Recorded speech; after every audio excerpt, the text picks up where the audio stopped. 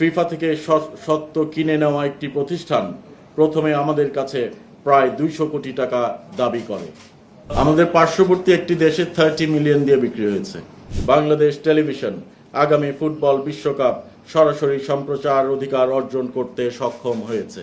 গত 2022 সালের বিশ্বকাপ ফুটবলে প্রায় 100 কোটি টাকার বিশাল অঙ্কের বিনিময়ে বাংলাদেশ টেলিভিশন খেলা দেখাতে বাধ্য হয়েছিল। সেই ধোঁয়াশাপূর্ণ চুক্তির স্বচ্ছতা নিয়ে আজ দেশের মানুষের কাছে মনে বড় একটি প্রশ্ন হয়ে দাঁড়িয়েছে। বিএনপি যখন রাষ্ট্র পরিচালনার দায়িত্বে আসে তখন ফুটবল বিশ্বকাপের সম্প্রচার সত্ত্ব নিয়ে এক অদ্ভুত গোলকধাঁধা তৈরি করা হয়েছিল। ফিফা থেকে সত্ত্ব কিনে নেওয়া একটি প্রতিষ্ঠান প্রথমে আমাদের কাছে প্রায় 200 কোটি টাকা দাবি করে। এটি ছিল জনগণের ট্যাক্সের টাকার উপর একটি বড় আঘাতের চেষ্টা। কিন্তু আমরা স্পষ্ট জানিয়ে দিয়েছি, শহীদ রাষ্ট্রপতি জিয়াউর রহমানের আদর্শের দল বাংলাদেশ জাতীয়তাবাদী দলের সৈনিকেরা মাননীয় প্রধানমন্ত্রী তারেক রহমান সাহেবের নেতৃত্বে এবং তার নির্দেশে জনগণের অর্থের অপচয় বা কোনো রকমের অনিয়ম বরদাস্ত করবেন না। ফলে সেই অযৌক্তিক ক্রয় প্রস্তাব কার্যকর হয়নি। আমাদের সরকার একটি নতুন বাংলাদেশ গড়ার প্রত্যয় নিয়ে কাজ করছে, যেখানে অন্যায়, দুর্নীতি এবং স্বৈরাচারী মানসিকতার কোনো স্থান নেই।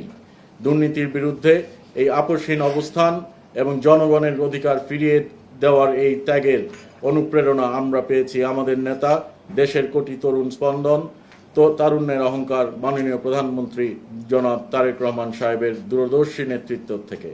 তিনি আমাদের স্পষ্ট শিখিয়েছেন, যে কোনো মূল্যে জনগণের আমানত রক্ষা করতে হবে এবং রাষ্ট্রীয় প্রতিষ্ঠানগুলোকে জনকল্যাণে নিয়োজিত করতে হবে। তারই নির্দেশনায় তথ্য সম্প্রচার মন্ত্রণালয় দিন রাত নিরলসভাবে কাজ করে গেছে এই ফিফার বিষয়ে। এর ধারাবাহিকতায় তথ্য সম্প্রচার মন্ত্রণালয় সরাসরি ফিফার সাথে আলোচনার উদ্যোগ নেয়। এই প্রক্রিয়ায় আমরা বাংলাদেশ ফুটবল ফেডারেশন বাফুফে সভাপতি জনাব তাবিত আউয়াল সাহেবকে যুক্ত করি। দিনের পর দিন ম্যারাথন মিটিং, জটিল আলোচনা, দর কষাকষির মধ্য দিয়ে আমরা একটি জায়গায় পৌঁছতে সক্ষম হয়েছি। এটি স্বৈরাচারের দুর্নীতির বিরুদ্ধে আমাদের সততা এবং জনগণের প্রতি আমাদের দায়বদ্ধতার এক বিশাল বিজয়। প্রিয় সাংবাদিকবৃন্দ, এখন আমি আপনাদের সামনে অত্যন্ত আবেগের সাথে এবং আনন্দের সাথে একটি খবর দিচ্ছি। সমস্ত জটিলতা, কুচক্রী মহলের প্রতিবন্ধকতা এবং দীর্ঘ প্রতীক্ষার অবসান ঘটিয়ে বাংলাদেশের কোটি কোটি ফুটবল প্রেমী মানুষের প্রিয় ঘর বাংলাদেশ টেলিভিশন আগামী ফুটবল বিশ্বকাপ সরাসরি সম্প্রচার অধিকার অর্জন করতে সক্ষম হয়েছে।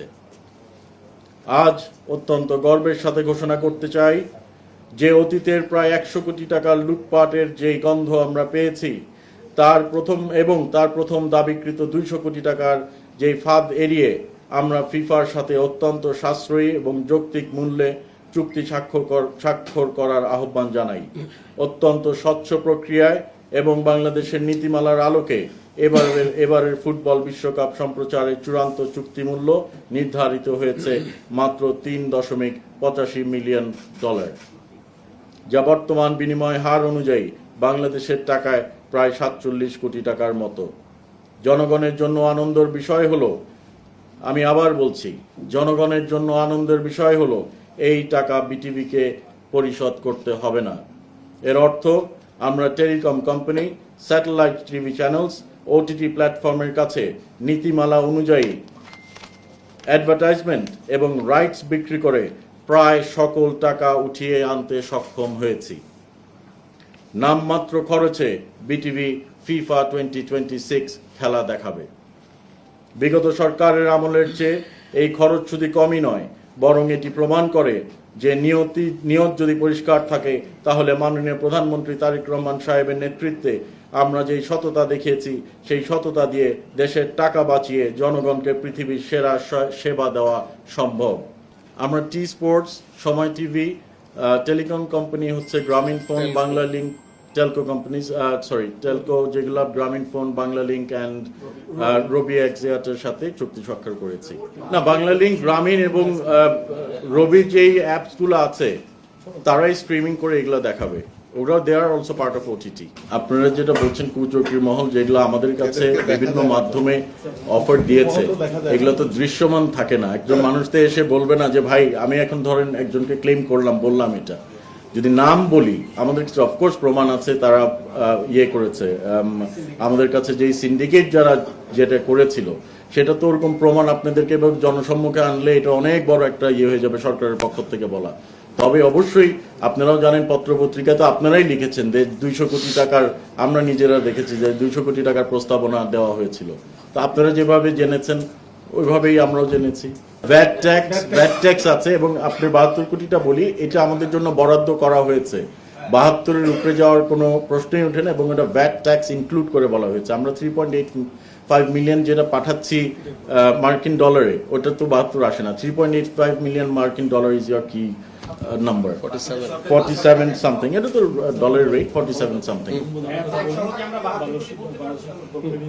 না, ভ্যাট সহ 63 কোটি 79 লক্ষ টাকা সামথিং। এটা অফকোর্স ডলারের এক্সচেঞ্জ রেটের উপর নির্ভর করে, বাট পুরো টাকাটাই আমরা ইনশাল্লাহ ফেরত দেওয়ার। আমাদের পার্শ্ববর্তী একটি দেশে 30 মিলিয়ন দিয়ে বিক্রি হয়েছে এই গেম। আমরা 3.85 মিলিয়ন দিয়ে কিনেছি। না, বিটিভি বিজনেস করতে পারতো মানে কি?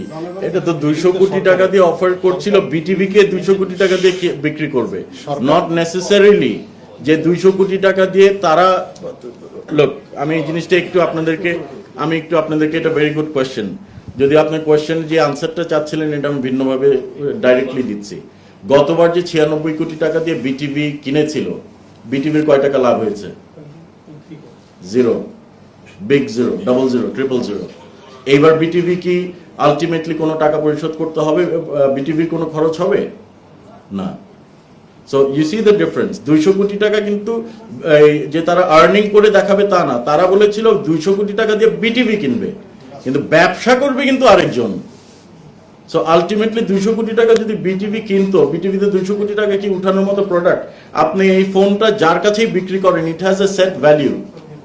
আপনি ধরে নিলাম 1000 টাকা এই ফোনটার দাম, আপনি যার কাছেই যান 1000-এর বেশি তো পাবেন না। এখন আপনি যদি আমার কাছে এটা 5000 টাকাতে বিক্রি করেন, আমি যার কাছে যাই 1000-এর বেশি কি কেউ দিবে? তো বিটিভির উপরে কাঁঠাল ভেঙে আপনি 200 কোটি টাকা দিয়ে কিনিয়ে আর ব্যবসা করবে অন্য মানুষ, তারা প্রফিটটা নেবার, বিটিভি 0 হবে তা তো হতে পারে না। পাবলিক মানির অপচয় এবং দুর্নীতি আমরা রোধ করেছি।